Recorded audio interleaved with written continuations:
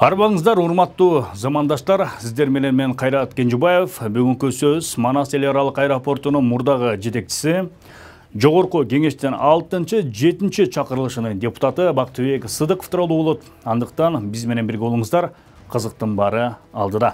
Мен айттым го, мен үйүм бар деп. Сен жаңылык кылып айтасың. Мен дагы айтайын, мен үйүм бар ал жерде. Бизге үйрөтө тургандачы, биздин жашоону өтүп алгын сен.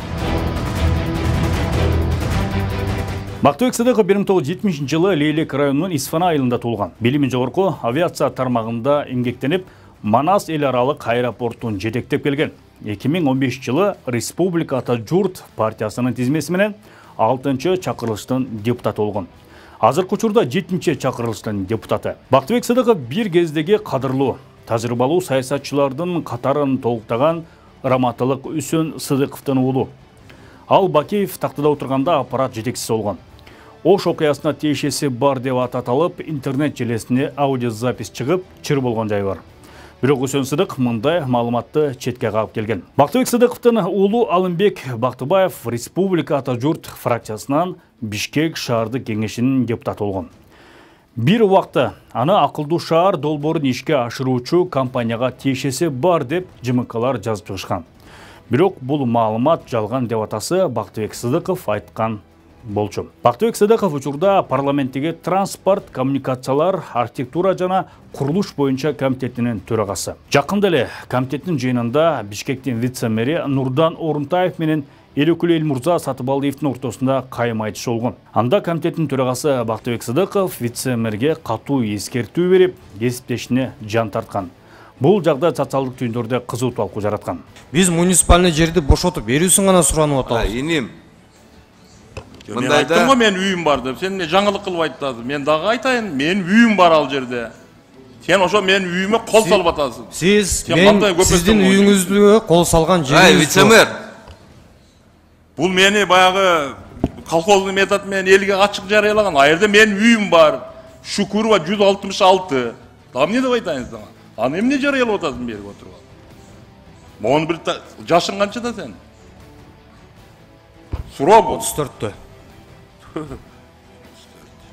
Биз ойлойбуз, жаштар келсе, жаштар баардыңлар деп. Момундай жаштардан коркуш керек. Булар ойлоп атат. Шаарда жашабайбыз депчи. Шаардык тургундар бийликти берген силерге керек болсочу. Ушул бийликтин баардыгын ушул тургундар берип атат бизге. Керек болсо ушул биздин кыйындарыбыз. Элди тим эле ызылдатасың бардың. Не өзүң келип калдыңбы?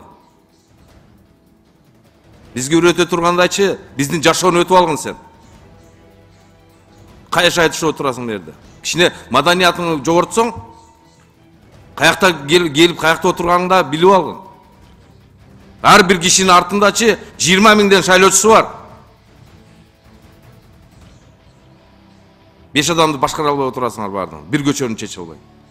Алимек Кармановдун тапшырган салык декларациясына токтолсок, Политмер декларатору KG сайтынан алган маалыматтарга ылайык, Сыдыков 2015 жылы 186 миң сом тапкан, 250 гектарга жакын жер тилкелерин, эң кызыгы 84 жылы чыккан ГАЗ-14 автоунаасын декларацияда көрсөткөн.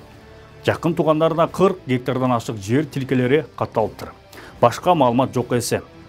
Бактыбек Сыдыков 2016 жылы 893 миң сом киреше тапкан эле болбосо, мурунку жылдагыдан эч айырмасы жок. Жакын туугандарында да эч кандай өзгөрүү болгон эмес.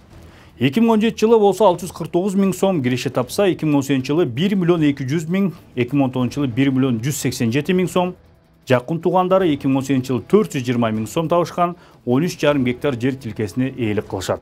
2010 жылы 740 миң сом киреше табышкан. Мындан сырткары Политмер KG сайтынан алынган маалыматтарга ылайык, Сыдыков Бактыбек Үсөнович АК деген коомдук фонддун директору, негиздөөчү катары группа компания АК аттуу жабык акционердик коому көрсөтүлгөн.